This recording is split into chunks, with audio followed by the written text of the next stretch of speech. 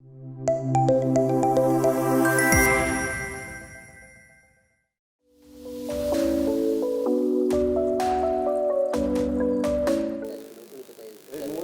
everyone, very good morning to one and all present here. Vanakkam.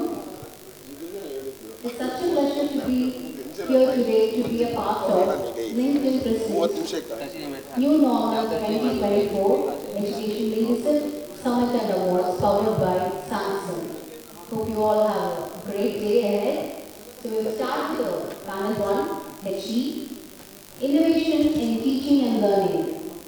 And panel 1 speakers are Professor Dr. P. Sendil Kumar, Dean, Life Health Sciences, United Mission, Research Foundation, Dean to be University, Salem. Next, Professor Shanmugam S., Founder and Chairman, United Educational Institutions, Coimbatore. We welcome you, sir. Dr. Thomas K. George, Chairman and Director, Lead College of Management, Kerala. We welcome you, sir. Dr. R. Nanda Gopal, Director General, School of Management, Sree Saraswathi Thyagaraja College, Pollachi. We welcome you. Dr. J. Yogapriya, Dean, R&D, Kongunadu College of Engineering and Technology, Tiruchirappalli. We welcome you, ma'am. Dr. Hemanalini, Principal of Rathinam College of Liberal Arts and Science, Coimbatore. We welcome you, ma'am. Last but not least, Mr. Varun Bharadwaj, Vice President, Edtech Solution, Intercell. We welcome you, sir. And the session moderator for first panel will be Dr. Hemanalini, ma'am. I request all the speakers to occupy this dais. Thank you. Good morning, everyone. Grateful and excited. Like for the past, where's Soumya here? Past at least for 2-3 days, the energy level from the the summit team was really fantastic, and I'm glad to share this session or this platform with the respected, most respected, the educational institution, the heads, the founder, the chairman, and maybe from the industry. So I'm glad to be part of this session. And thank you all, like eagerly awaiting to get some inputs and to share your views on the new normal Education Leadership Summit 2024. With this note, we all we have experienced maybe from the childhood until now, maybe I'm talking about my own self, like what are the positives, or what are the challenges made me as a human being to reach this level? It is, of course, the education. Because I'm always so proud, like my father, like I am basically from an agriculture family. I'm so proud saying that. And my father is the first, generation, who came out for his studies. He did his studies in GCT, like, and he's an engineer. And he was in the topmost position in City Municipal Corporation, where that gave me, to be here, the confidence and everything. So that is one thing I just want to bring. And second thing, my in-law, like my father-in-law, he'll be, he was known as the engineer family in his village. That is one thing I just want to say, and that is only because of the education. The new normal education, like I just want to bring, maybe the panel members are here, like I just want to put forth or start this session throwing some lights on the Gurukul education, the ancient education, and the new normal or the modern education. These are the three different expectations maybe I no, as an individual or the part of the panel. No, this is my view where I'm just going to understand the different perspectives here. So what was there in Gurukul or what is existing in modern education are the same. Both are for individual development, holistic development. Yes, of course, it was there in Gurukul and it is existing in modern or the present generation education. What is the difference? One small difference is there in the new normal education when compared to the ancient or the Gurukul education. So with this small notes, I'll start from this side. Sir is Dr. Shanmugam, you all know. He's a chairman, founder, United Institute of Institutions, which is in Pennakampalayam, and sir is heading the institution. So I just want to know how this thirst for education or being a founder of an educational institution is not an easy go. And again, the everyday challenge, you ask for the courses in this college, you'd understand everything related to computer science and robotics, artificial intelligence, all the modern, the so-called, the new normal education. So the question is, from where you got to, understood this is what the future is going to be. Maybe recently you got this, or you understood when you were doing your degree or in your childhood or something like that. Could you please share or throw some light onto that, please? Thanks to all. First of all, I want to thank to LinkedIn team to arrange such a wonderful one-day education, higher education summit for all the education institutions, industries in and around Coimbatore, this Kongu belt. Thanks, Hema ma'am.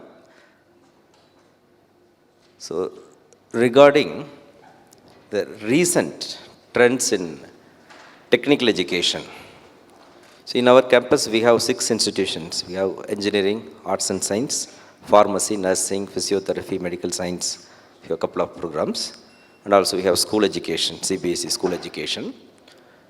The recent trends or developments, especially in higher education, just I'm seeing in our, especially nationally and also in our Coimbatore, people used to say it's an education hub of India. So if you see NIRF ranking, NAC accreditation, any kind of quality parameters in the national level. So in our volume, it's a big size. We are in top role. In Coimbatore educational institutions, we are seeing the post-pandemic, after pandemic, the growth. So most of the institutions, fastly, they reached the campus size, the total student capacity inside the compound wall. Either 10 acres, or 20 acres, or 100 acres campus. Now, the small level institutions, I can say the first category institutions, they reached 5,000 capacity. Then the second category, those who are already reached 5,000, within 5 years, they scaled up to the 10,000 capacity.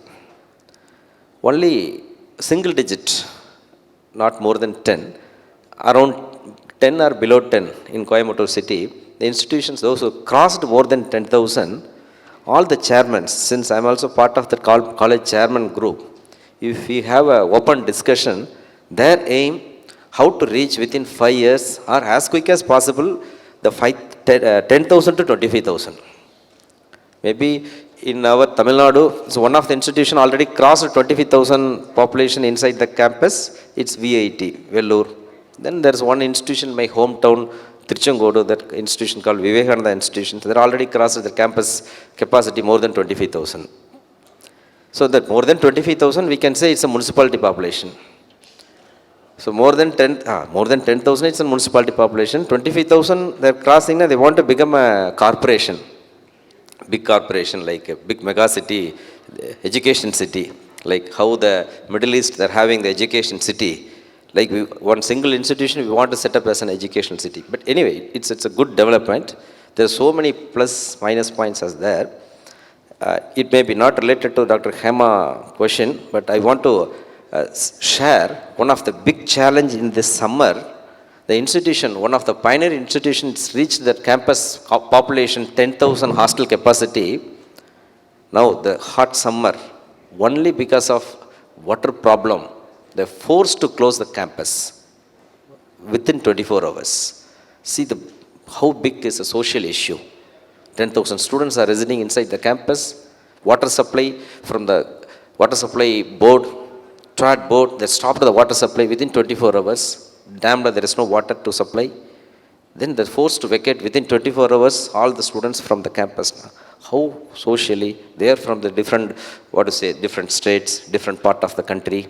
How they will move suddenly. Then they started online education mode. Somehow the online education mode, it's supporting to face all such problems. Anyway, I'll come to the point related to our topic, what Dr. Hema asked. The developments, it's everyone knows, it's a global demand. It's not national demand. We are working with global demand only. We are already part of the globalization. In the globalization impact, so now only our country, the title may be called National Education Policy or whatever it may be the title, you are just nationally, somehow it's a common policy, it's a common code or common nomenclature. Just we are enabling, we are connecting nationally all institutions. Suppose one student, earlier in my days, I studied my engineering at GCT, my UG and PG. Those days, there is because of some situation, I want to change. I want to transfer my college from GCT to RSC Trichy or RSC Trichy to College of Engineering India means it's not at all possible, not simply possible. It's not at all possible like that only. Now, it's something, then nationally, I can somehow, I can do some 2 or 3 years here, I can go some course, one more university, something like that. Environment is totally changed. Now the national education, it's plugged with global education. So that's called, we can say, globalization. Now it's a time each and every institute, they're planning, introducing the new courses.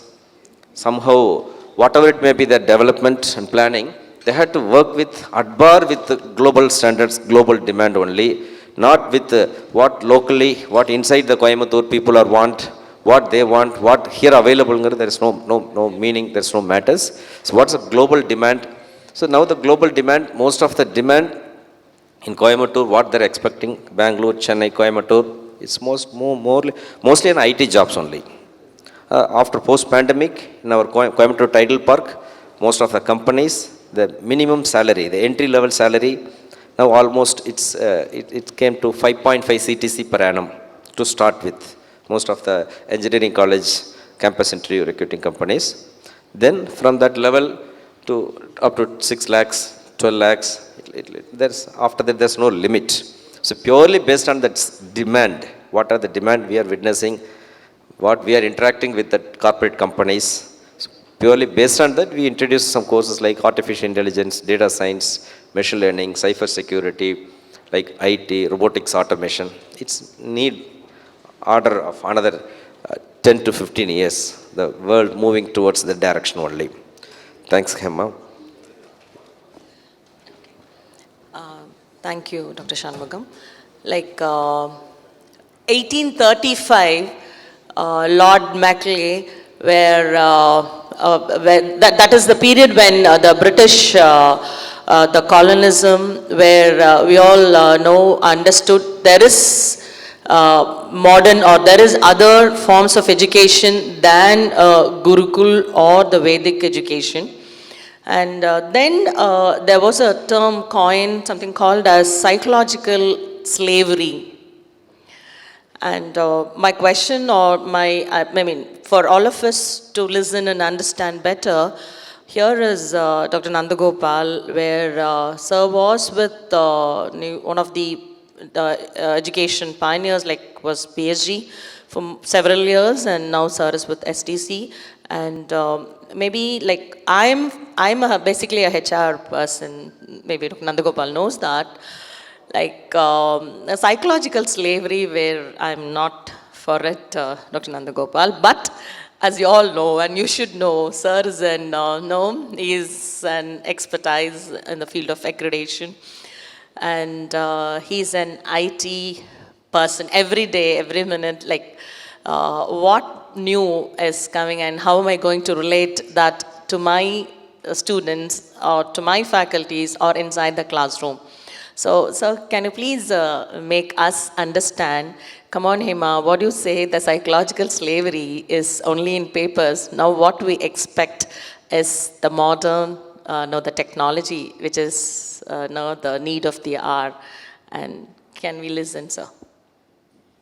Thank you, Dr. Hema, and let me congratulate the LinkedIn and the team who has put up such a beautiful conference today at Coimbatore. And co-panelists and dear delegates, good morning to all of you. I think the session is now focused on the use of IT technology and how do we leverage IT for the learning and also teaching purpose. I think the pandemic taught us the effective use of IT technology. And most of the business schools, especially, of course, colleges also started looking at IT. And now Professor Shanmugam mentioned about the new education policy. I think if you look at new education policy, he talked about the changes which are going to come, which already started, that students have an option. I think we are talking about flexibility in learning. That means student can learn from anywhere, and also whatever he wants to learn, he can do it. As a first step, AICT and UGC has already approved 40% of the credits can be transferred from online. So that means, if you have to, for example, typically in MBA 100 credits you require, they need not attend classes in a traditional classroom physically and earn 100 credits. Instead of that, they can earn 60 credits in the classroom, 40 credits they can earn from outside the classroom on online mode. And interestingly, we have very powerful platforms available in India. Of course, Coursera was one during pandemic, and most of us used Coursera effectively. And now the current trend, what the UGC and AICT is working on is on the portals, leveraging the technology. So maybe some of you might have seen 2 months back, again UGC has launched a Swayam Plus platform. The Swayam Plus platform, what it says is, they have a couple of courses. Now they're saying that you club these courses, you earn certain amount of credits, you will get a certificate, and then it may move to diploma. And they also mentioned that in future, in few years' time, they can also get a degree in Swayam platform itself. The courses offered by both private institution, industry, and also big academic institutions like IITs and IMs. So under Swayam, you all know NPTEL and IM Bangalore platforms are available. I think one important thing is today, we are small institution, especially Tier 2 or Tier 3 or Tier 4 place institutions are located in Tier 3 cities. They may not have access to good faculty, or they may not have an expertise. But today, the student needs to learn a lot of courses. Like, for example, analytics, so many new courses have come. So we may not have that kind of industry-trained faculty available for us, or sometimes the institution may not be able to pay that kind of a salary to get the faculty. I think it is high time that institutions should start using these platforms. So today, NPTEL gives very, very powerful courses. I think they also club a lot of things. And then another interesting development that AICT has taken initiative is Parag.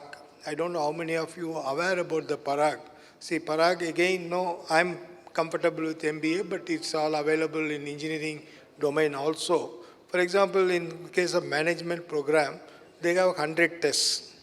And every year there is a 100 tests, and student can take the test. See, the advantage is here Tier 2 or Tier 3 institution can benchmark nationally and also state, district. So the dashboard gives you the data, average marks at the state and district level and national level. So we will also know where we stand. And interestingly, you have to understand if you want to go for a placement, the validity of the quality of the student reflects on your NPTEL and also Parag platform. So I think that is again a leveraging. And if you really look at the AICT website, you will understand the kind of changes they are bringing. Just 2 days back, chairman has launched a portal for placement. And I think they have now enrolled thousands of students and they brought under the portal. So that portal is going to give you the internships and also the job offers. So I think this is one important area where national level, the IT technology is very actively used by agencies like AICT and UGC. Coming to individual institutions, I think one great thing is using the power. In fact, I was heading the Association of Indian Management School last year as a president of AIMS. We launched a program called Inspiring Young Minds. That means every week, every Wednesdays, we bring a top industry leader to share his views to the students community. So complete entire country member institution, more than 700 institutions, we were able to reach. It is on Zoom platform. What happened is the leaders of industry speaks about their experiences. So similarly, we brought another program called Knowledge Sharing Session, where we brought the academic industry, like people from IM or IITs, professors, senior people, we brought them and they started sharing experience. So when we are doing this exercise, I thought, why not we get a very internationally known people? So I just sent a mail to Michael Porter and Kotler. Within a day, I got reply from both of them. So that is what I said, power of today IT technology. So Porter came and he took one session on competitive edge to the faculty members on online. Of course, this marketing process said he will do it in few months' time. So again here, we were able to access to the best people. So I tried an experiment in my own course, strategic management. I gave 5 cases and I asked the student to analyze and made them to presentation. All the 5 presentations when they were making, the CEO of that particular company were there to evaluate their presentations. I think that gives a lot of confidence. Being a Tier 2 or Tier 3 city where you don't have access to the best experienced, industry experienced academic people, using IT technology, we can leverage it. I think these are some few examples like that. Everyone is trying to do something. I know we have a professor from chairman is here, our lead college. He does a lot of work and a lot of innovation he is trying to bring. Like everyone try to develop their own models of things. So Thomas does a lot of work and like him, a lot of business schools also do a lot of work. I think, hope I have responded to her question. Thank you, Dr. Nanda Gopal. Like, these are not from me. 18 subjects from the ancient literature or from Gurukul, which I'm going to maybe bring it to this platform for all of us to recall, because my next question, maybe Dr. Thomas is going to answer. Like Arthasastra, we all know, it talks about economics, political sciences and administration. Dhanurveda, which talks about warcraft, Sanskrit, grammar, astronomy, mathematics. Ayurveda, which is the medicinal part. Philosophy, political sciences, yoga, and physical education. These were the 18 subjects mentioned in either in Gurukul or in the ancient education, which Dr. Nandagopal was sharing about. A student is really interested, and I mean, a management student if really interested to get some knowledge or get some light in the technical part of it, you can very much do it. Where the credits can be converted, the credits can be transferred. So I'm just trying to relate what is happening is not new, but what's happening has happened several thousand years before, at least several hundred years before. How are we going to bring the difference in this new normal education, taking those ancient on the Gurukul education in today's or in the present scenario? So like we have educational institutions across, but students are always looking forward to be associated with the higher learning institutions. Dr. Thomas, I understood what I'm trying to ask is, and what is the message or what are we going to give to the students to get the best part in their lives, the present scenario? Thank you, Hema ma'am, for the opportunity. Students, to be very honest, I'm not talking about the 10% who is really elite and wants to study. The rest of them do not want to study. Let's accept the real fact. And we all institutions are trying to push them. I always ask this question in the FDP, if attendance is not compulsory, how many students will be sitting in our class? And especially with the new normal, students, they don't want to sit in the class because in the classes we give knowledge. And they have the knowledge in their mobile or laptop, which is much more than any of us. So, in this time, how do we teach? Nanda sir was really talking about how to involve students. They want to involve. They do not want to study, but they want to involve, participate. Maybe like we have brought out the concept of flipped classroom, which is, pre-reading and coming. Definitely that is all really good. And with the technology, we have to make it really, really participative. It should be made interesting. And gamification is one area which we should do in the pre-reading. Once they get the interest, then rest learning on any topic, what ma'am told, anything is fine. But to get them to interest, we have to have the technology. Self-learning, Nanda Gopal sir also very clearly spoke. Very recently we had an audit, and to my faculty members the question was asked, what is the portion of self-learning? So my faculty members told, no, we teach. And then asked, what is the scope for them to learn? See, whatever we teach, I think students are not here. Studies have proved beyond doubt that maximum what we are going to use is 3% of what we study. So, what is the requirement for tomorrow is not what we teach today. And what we can teach them is a learnability skill, how to learn. And it has to be self-learning. Maybe we'll have to use in the technology, visual, auditory, kinesthetic, and everything can be with AI, VR, virtual reality, augmented reality, etc. We can use it. And today, in my college, I tried to, it's in the process, with the help of AI, to understand the attention and the interest of a student sitting in the class.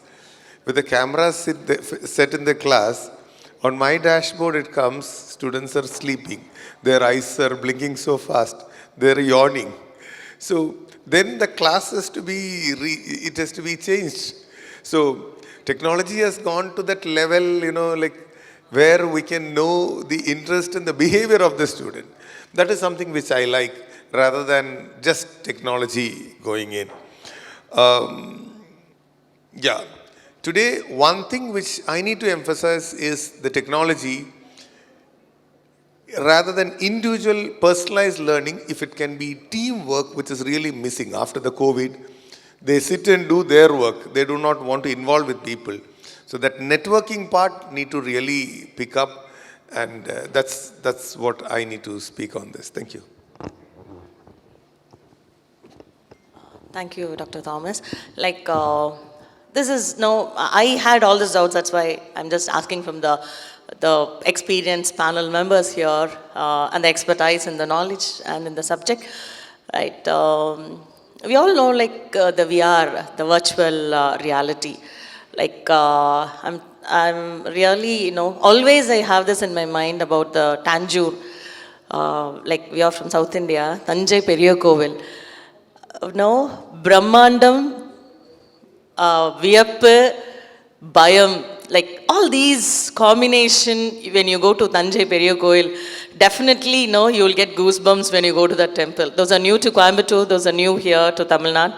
Please take some time to go visit temples, but especially Thanjai Periya Koil.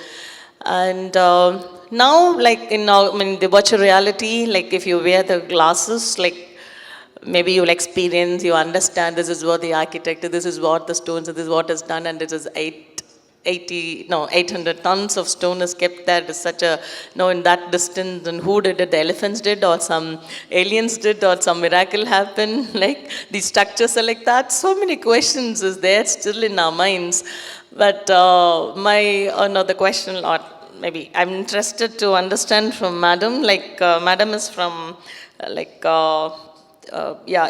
Yogapriya, and she is the dean from the Kongunadu Engineering College. Ma'am, like now we have virtual reality. Like if you want to build one more Thanjai Periya Kovil, you will wear the glasses, you understand, you feel, and you'll start constructing. But how did it happen then? And could you please throw some lights, like are we going to take the best and the better practices to this world, or how are we, like maybe starting from the students, or the syllabus framing, or the everyday classes, what difference are we bringing or we brought in this new, the education era? Please. So thank you, Hema ma'am. And first of all, I would like to thank ArdorComm and LinkedIn who have invited me to discuss with this panel topic of teaching learning, innovations in teaching learning. So I am from Type 2, Type 3 City College of Kongunadu College. So usually in every institutions, the chairman point of view is that, so we have to give good academic knowledge as well as the placement.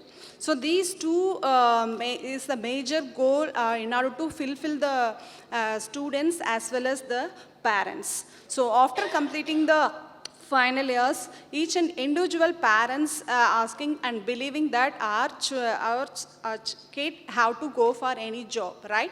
So I usually ask with our chairman sir that, so apart from this two region academic as well as in placement, we need some hackathons, right? Hackathons and project-based learning. So from that only the students can able to talk with the HR. That is during the placement, there is an HR interview wherein they will check the communication as well as the how much knowledge technically, how much he is strong, like that they will check it. So by organizing hackathons like events and competitions, so definitely will help them, will have an hands-on experiences from which they can convert their idea into a prototype model.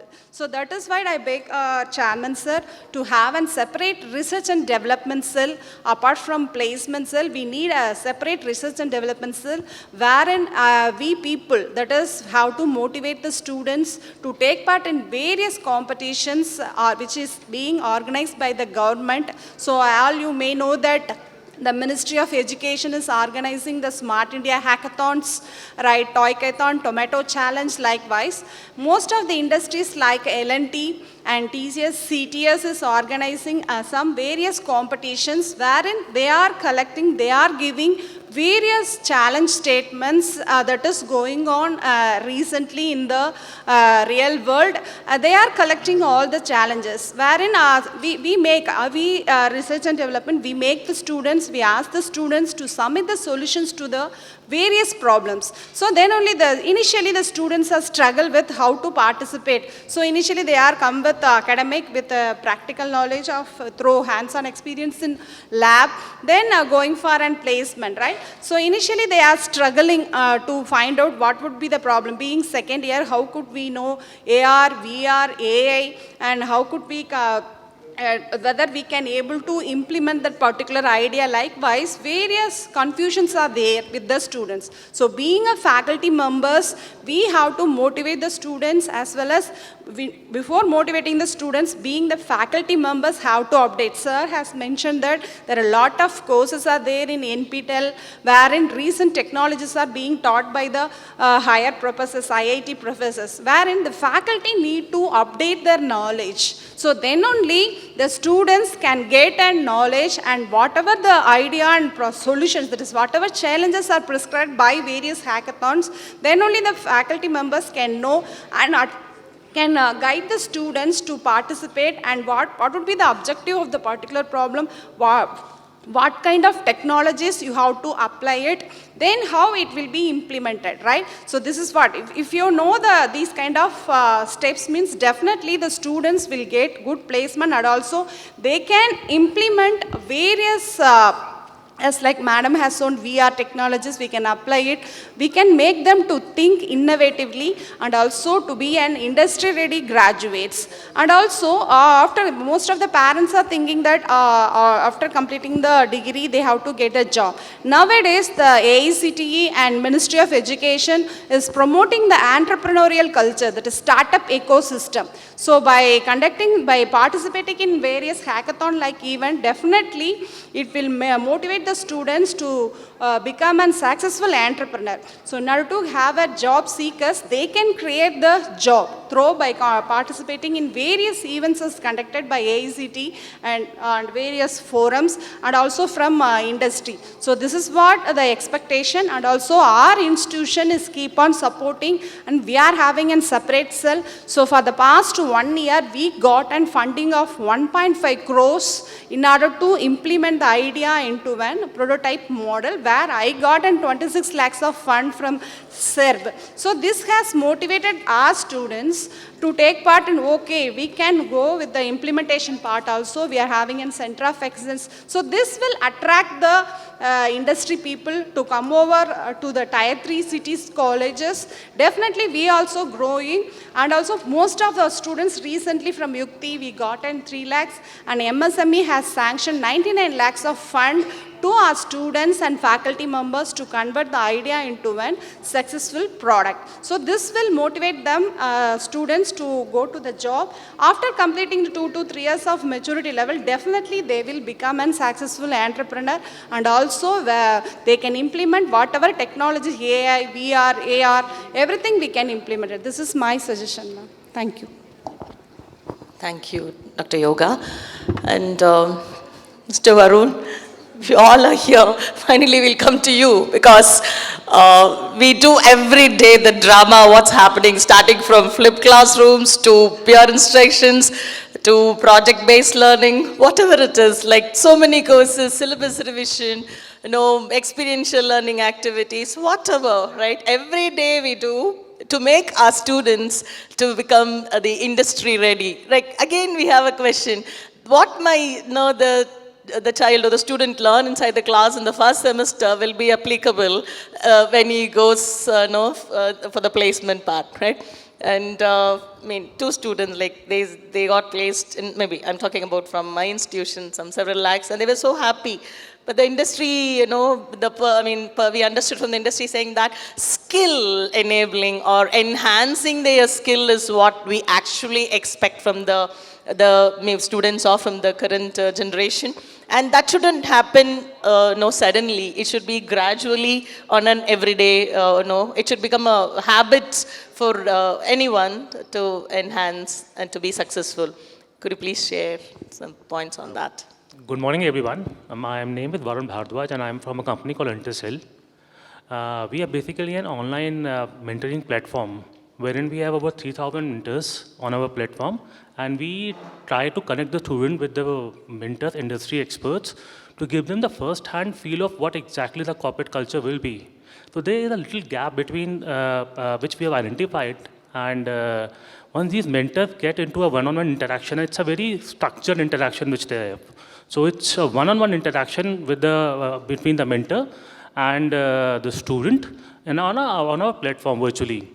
Now, the mentor has a full knowledge of the student's academic, what he's going through, and a little bit specified, which is a questionnaire being filled by the mentee. So it's a very structured approach.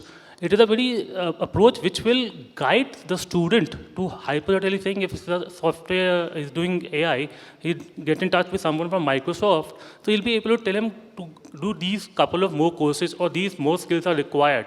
So it bridges that gap of clearing the interview or getting a better compensation because you already have a person who is 20, 15, 20, 25 years of experience already doing the job in the corporate. So that is where the Intercell plays a very vital role. We connect, and it's a one-on-one. It is not among 40 or 50 or 100 students being given a guidance at one point in time. It is one-on-one, and it is not limited to one interaction. It's a 6 months program wherein mentee can come back and discuss that these are the three things which were told to me, and I've done that. What more I should do? So it is a very, very structured and process wherein there will be overall development, not only in terms of academics, but probably something extra skills are required for which is expected in the corporate, which might not be known to him currently today. So that is where, and we have 3,000 odd mentors from across brands. So internationally also and domestic also. So mentor can do different filters and can check it. And there's an AI recommendation also. Once we see the student's profile in total, and then we recommend 5 or 6 mentors to them. They can use those mentors or they can search on their own. A full profile of the mentor will be mentioned before, and the session will be booked. Generally, these sessions happen over the weekend because these corporate people are a little busy. So we are approaching different colleges and universities to take this program from us and give it to the students. So this is the need which we have identified, and it is being very helpful for the students also. So surely this is, I think, the way forward. Because the one-on-one mentoring is very important for our student, because every student has a different abilities and different thought process. So it has to be implemented in such a manner that the student ultimately get benefit out of it. And subsequently it will lead to college also getting better placements track record and better compensation track records also. So that's my take, ma'am. Okay, so we'll understand we'll get the closing remarks on this theme. Like, yes, the new normal is a blended learning. It's a hybrid learning platform. So, can we have the closing remarks from the panelists here, please? Yeah, it is a blended learning, which will be the next new normal. Will be full online learning. So we will have to envisage that. Earlier, before COVID, when we spoke about online, people were not understanding. But now we will have to expect that. So we need to devise education in such a way that they need not come offline at all. That is a trend. That's only a speculation. I don't know if it will be right or wrong. Thank you. Rightly, Dr. Thomas told. So now students inside the 4 walls, faculty standing in the stage. So 45 minutes or 55 minutes, they want to demonstrate, they want to deliver something. No? So I'm frankly telling, the past 25 years in the teaching profession, so presently available faculties, almost all colleges in and around Coimbatore belt. So I can say maximum percentage, they're not teaching, they're not, what to say, quality teaching, inspiring teaching, igniting teaching, there's not at all. I can say it's very 10% or 20% only. Something, each and every student joined in college, Dr. Thomas told 10% students really creamy layer. They want to create something, they want to innovate something. Remaining 90%, that students always good. They want to do something. That's why they came to college. So we had to encourage them in a proper way, in an interesting, more interesting way.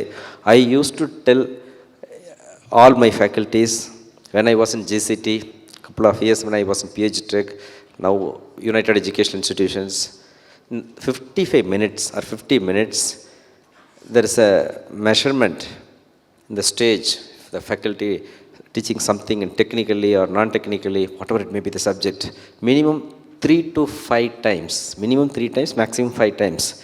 So students have to laugh, something, விழுந்து விழுந்து சிரிச்சிருக்கணும் 3 to 5 times. அதுக்கு அந்த ப்ரொஃபஸர்கிட்ட content இருக்கணும், அந்த விஷயத்தோட தான் ஸ்டேஜில் have to stand. Minimum 3 to 5 times they have to create thrill, something அப்படியே ஐ கண் சிமிட்டாமல் they have to make create thrill. So 3 to 5 times, some clapping, some joy and excitement, that impact they are able to create, that impact we have witnessed. Where it's available now, very much it's available in TV serials. I used to tell my faculty members, watch TV serial, 50 episodes irukku, same stuff, 5 units we have 40 to 50 sessions. You treat as a 40 to 50 episode, you connect each and every episode. In each and every episode there is an interval, people are eagerly waiting to watch the next scene. You create scene by scene inside the classroom. You create some smiley, some even tearing also. Okay, you if you are able to create such a emotion, you are the winner. So yeah. So that teaches definitely practically not possible nowadays. So there's a way, blended teaching, something. Robots are ready to teach. I think it's under R&D.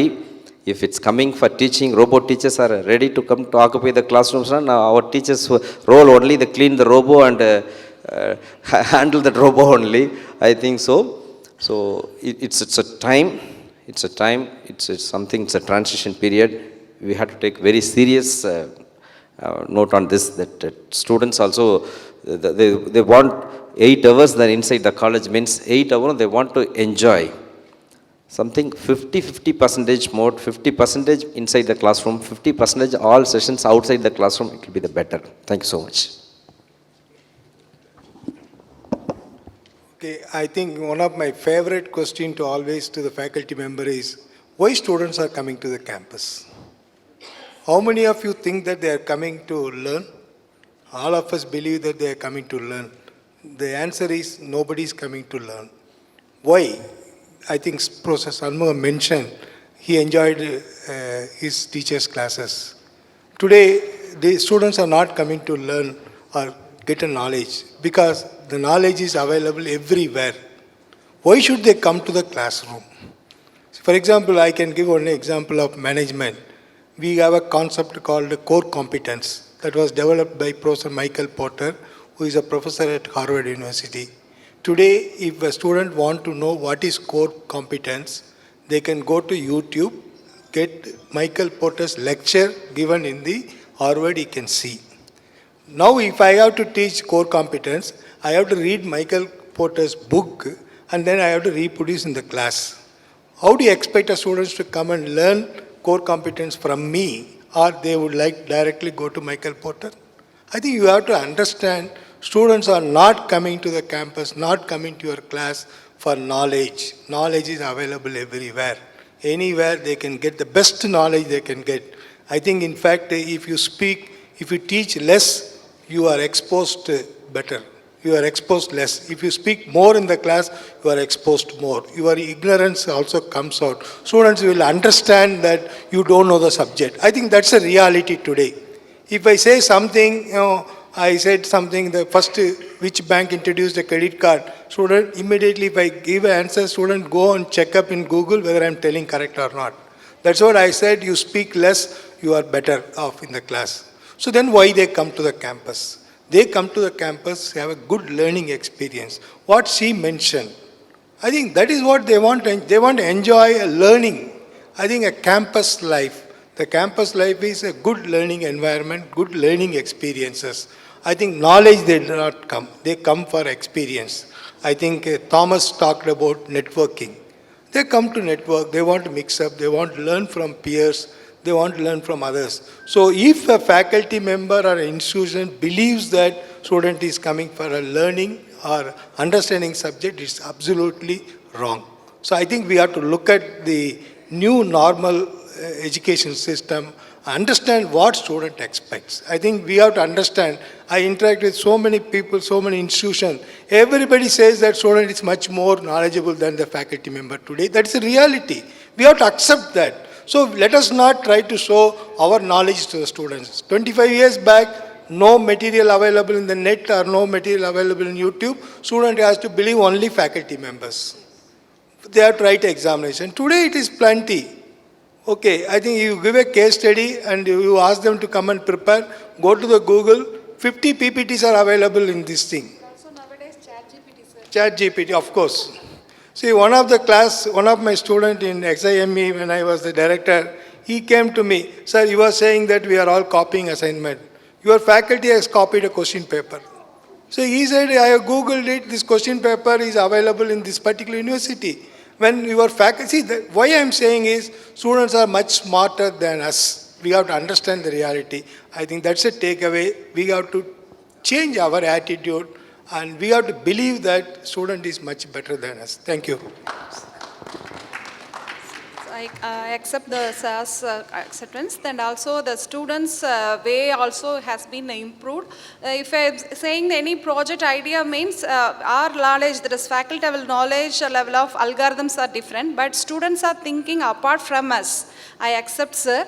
Definitely students are learning more through various learning platform, and also mentorship also, sir, has likely mentioned that mentor support, mentor-mentee. That is, faculty should have 10 to 15 students wherein they have to continuously monitor the 15 students, what kind of activities they are doing it. If you are continuously follow it means definitely they will have an confidence that somebody is caring about us. So definitely we have to do some more knowledge sharing as well as the way of implementation of the projects. So thank you. Won't take much of your time now. I think we're already running out of time. The mentoring program will ultimately guide the student and will ensure that the placement, and which is the ultimate pain area of any institute, is the placement has to be there, and this can only be done from an industry expert who is doing that activity there in the corporate. So I'll end by saying this only. Thank you. So thank you everyone. Each of you have made an invaluable contribution to our educational meeting, and we are sincerely grateful for your time, expertise and dedication to advancing knowledge in our field. Please, I request everyone to join for a big round of applause to our wonderful speakers. So thank you once again for sharing your wisdom with us. It's time for the felicitation. I would like to invite Mr. Kumar Chananand, Founder, CEO and Group Editor, ArdorComm Media Group. I welcome you, sir. Please come forward. Professor Shanmugam S., Founder and Chairman, United Educational Institutions, Coimbatore. I request everyone to give a big round of applause to each and every speaker. Dr. Thomas K. George, Chairman and Director, Lead College of Management, Kerala. Dr. R. Nanda Gopal, Director General, School of Management, Sree Saraswathi Thyagaraja College, Pollachi. Dr. J. Yogapriya, Dean, R&D, Kongunadu College of Engineering and Technology, Tiruchirappalli. Dr. Hemanalini, Principal, Rathinam College of Liberal Arts and Science, Coimbatore. Varun Bharadwaj, Vice President, Edtech Solutions, Intercell.